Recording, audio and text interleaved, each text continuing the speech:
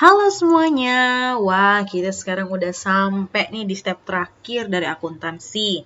Miss akan jelasin ya dari video ini supaya kamu bisa lebih ngerti, atau kalau ada bagian yang kamu rasa miss, kamu bisa pause dulu, kamu lihat kembali, kamu replay kembali juga bisa. Nah, kita kemarin baru aja nyelesain laporan keuangan. Nah, ini puncaknya ya, klimaksnya. Tujuan akuntansi adalah ini, laporan keuangan.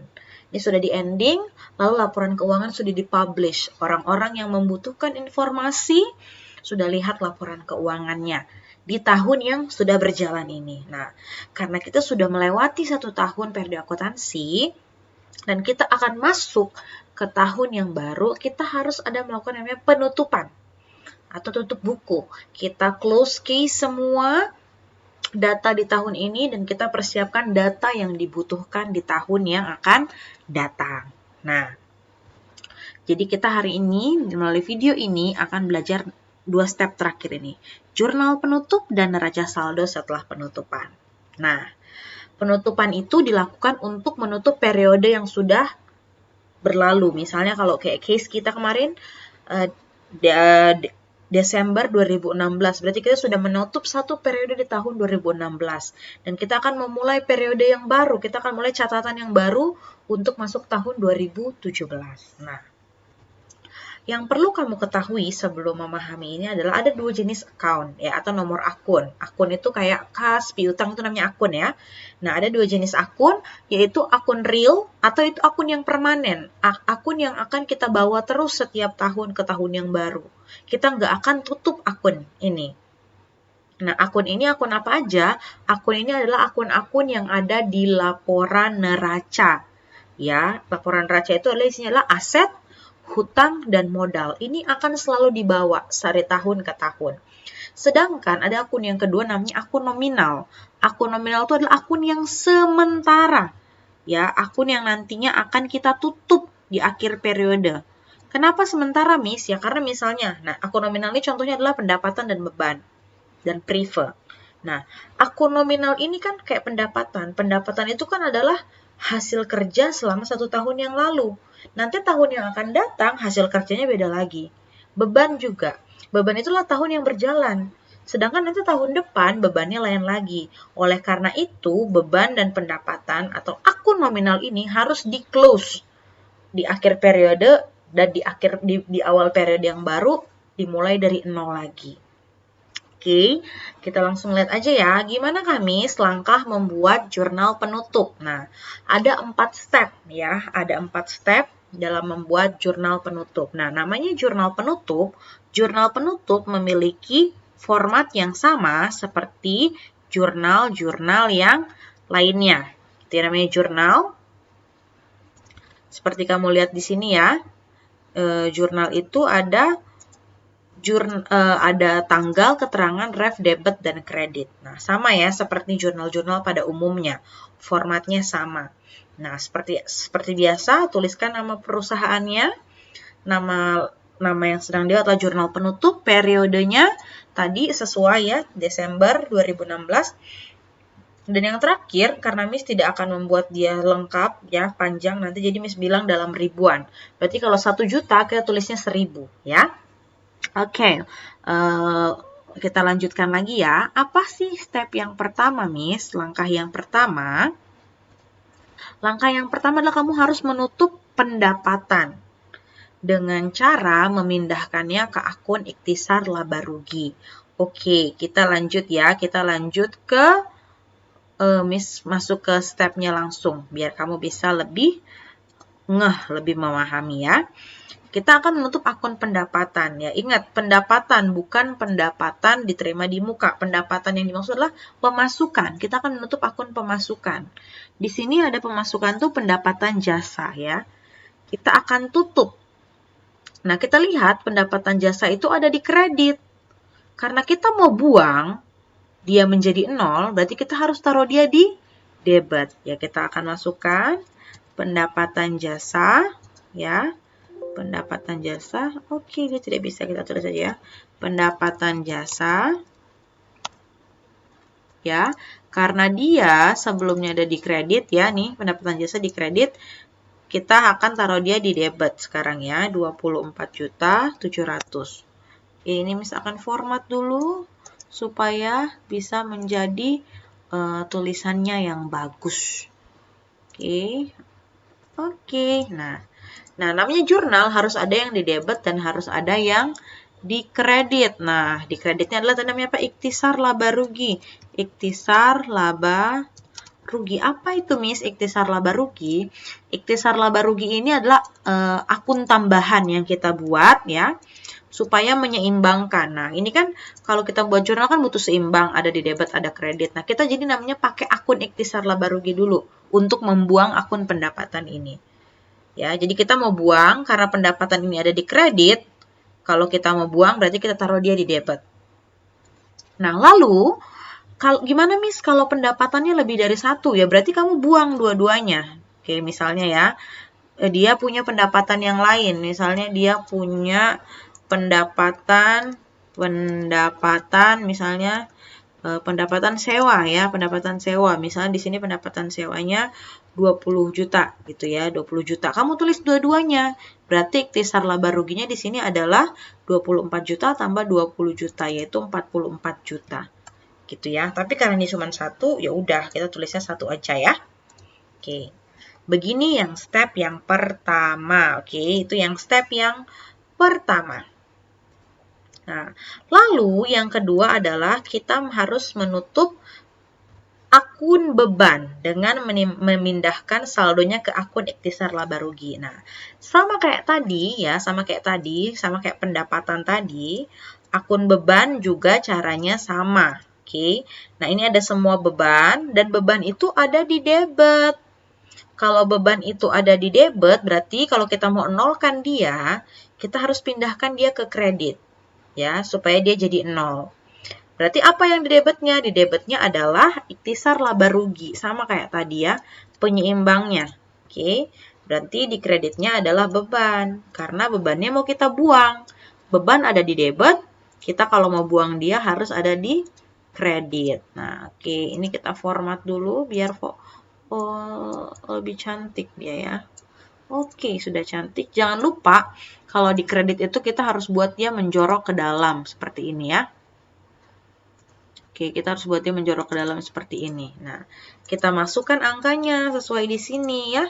Kita masukkan beban gaji 6.500, beban listrik 300, beban iklan 250, beban asuransi 1 juta, beban perlengkapan 3 juta, dan beban penyusutan 100, beban bangunan 50. Nah, ini ya.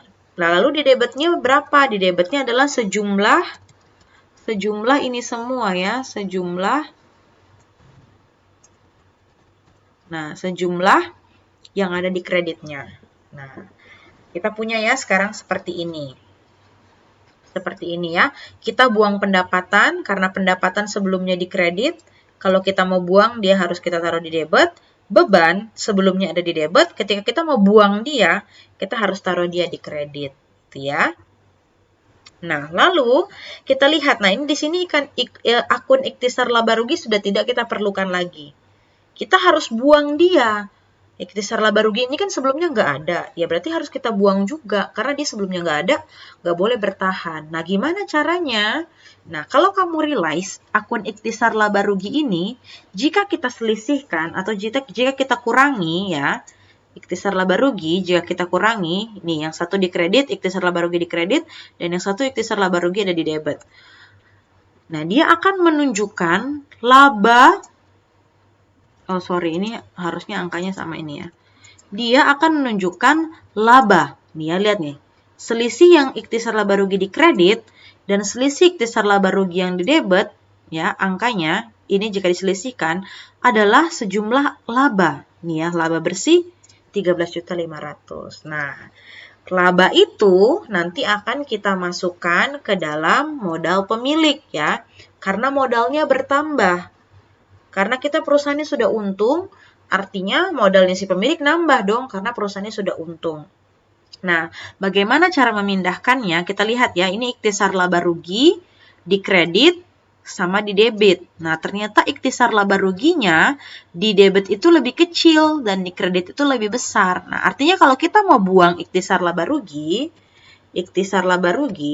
nah kita mau buang nih.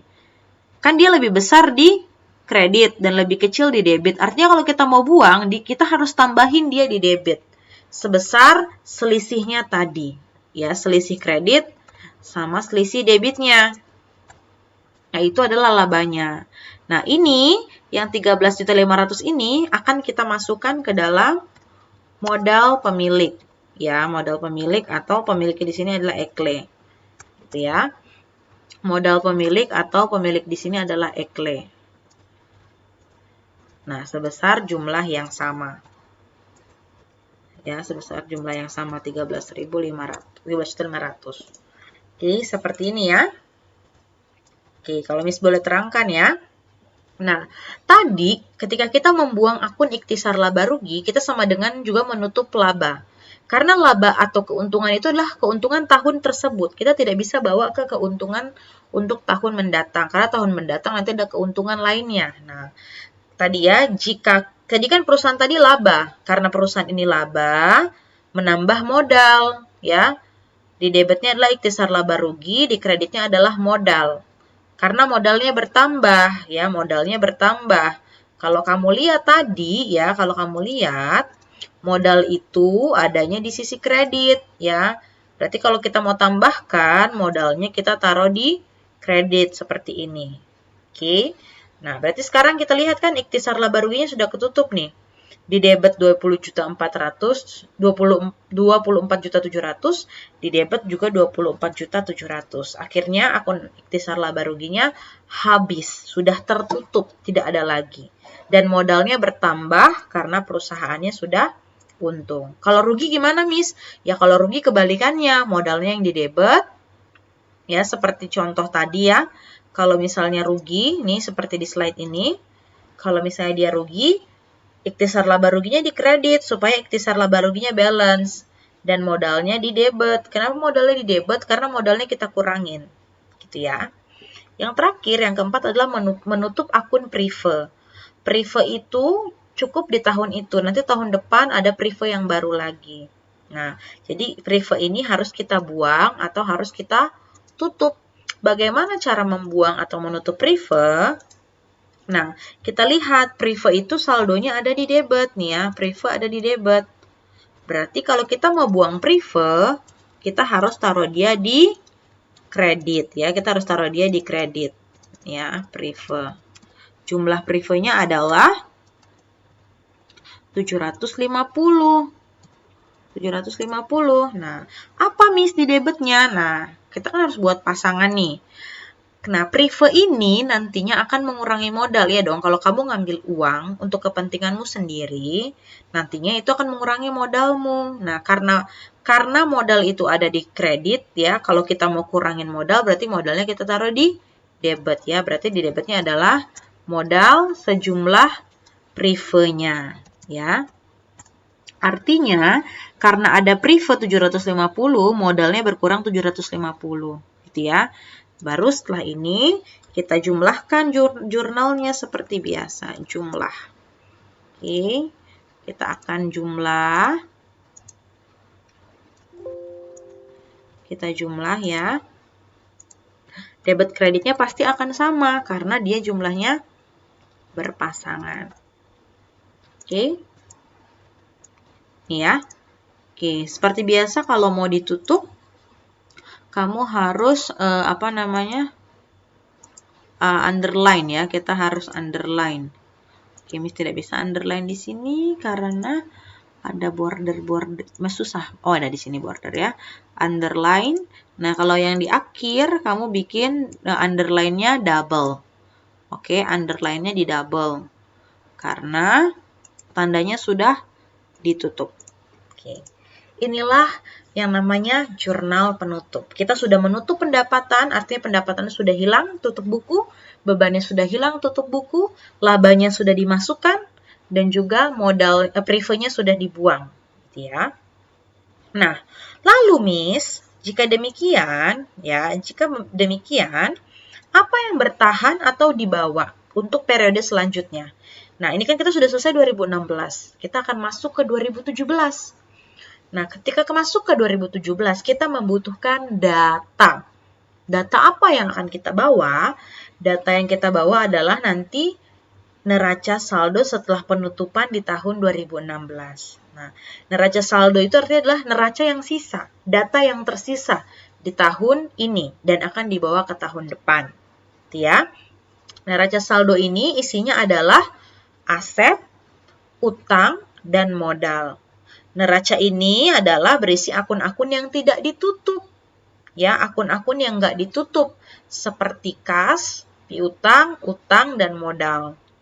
Neraca ini, nah nanti neraca saldo ini, inilah yang akan menjadi data kita atau modal kita di periode yang akan mendatang. Nah, namanya neraca berarti dia harus balance. Oke, Kimi saya masih bingung. Oke, kalau masih bingung kita mencoba menggunakan contoh soal yang tadi ya. Oke, nah neraca saldo setelah penutupan ya. Formatnya nomor akun, nama akun, debit, dan kredit. Ya, tadi kita sudah menutup ya, kita sudah menutup akun dari prive sampai bawah ini sudah ditutup, artinya sudah lenyap. Ya, akun di sini sudah lenyap. Akun prive dan kawan-kawannya ini sudah lenyap. Kita tidak akan bawa ke tahun yang akan datang. Nah, berarti yang sisa adalah dari kas sampai dengan modal. Inilah yang akan kita masukkan ke neraca saldo setelah penutupan ya. Oke, kita ganti dulu fontnya. Ini format dulu ya, supaya dia rapi dan enak dilihat. Oke, nah begini ya. Nah, berarti akun-akun ini yang tersisa.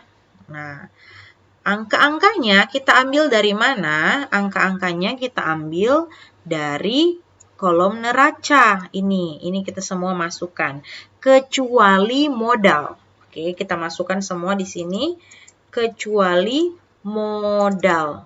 Oke. Lah, modalnya kita ambil dari mana, Miss? Nah, yang modal kita ambil dari laporan perubahan modal. Berarti yang modal akhir, kita masukkannya modal akhir. Ya, modal akhir adalah 237, 750. Itulah yang akan kita masukkan. 237, 750. Nah, oke, kita akan format ya. Ini supaya rapi.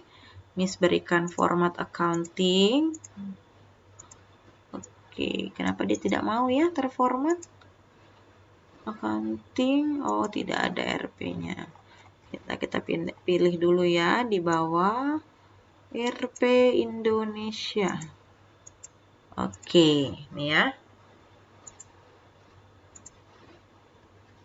Oh, sorry.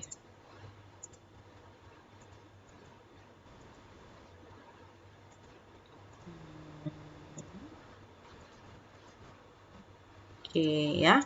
Nah, kita pakai modalnya di sini adalah modal yang akhir ya, bukan modal yang ada di sini. Nah, lalu kita jumlahkan ya, jumlah. Kita total ya, dia. Ini yang tidak kita gunakan, kita buang saja tabelnya.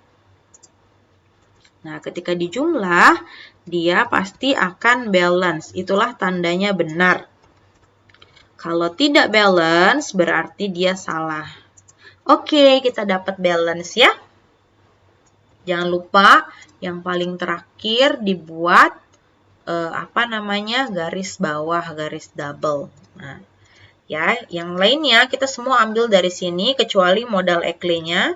Modalnya kita ambil dari modal akhir. Nah, sebenarnya neraca saldo penutupan ini adalah sebenarnya balance sama dengan balance sheet ya, atau laporan posisi keuangan.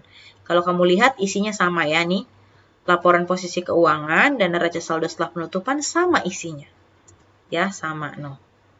Hanya kalau laporan posisi keuangan bentuknya adalah laporan yang akan dipublish untuk orang-orang ya, untuk investor, untuk bank, untuk pemerintah.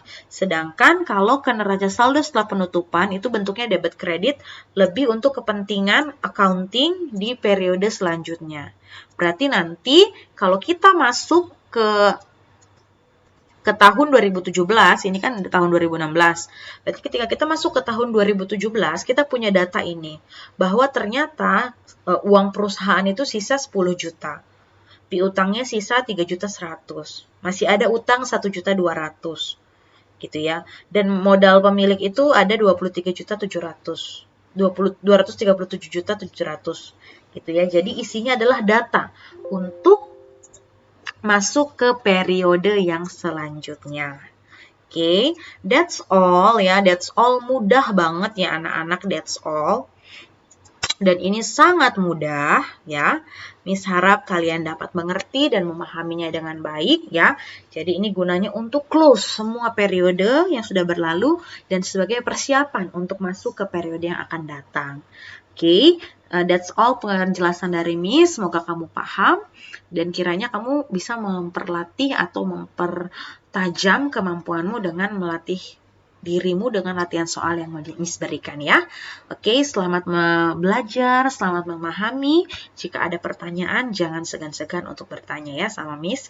Thank you semuanya. See you in next video. Bye-bye. God bless you.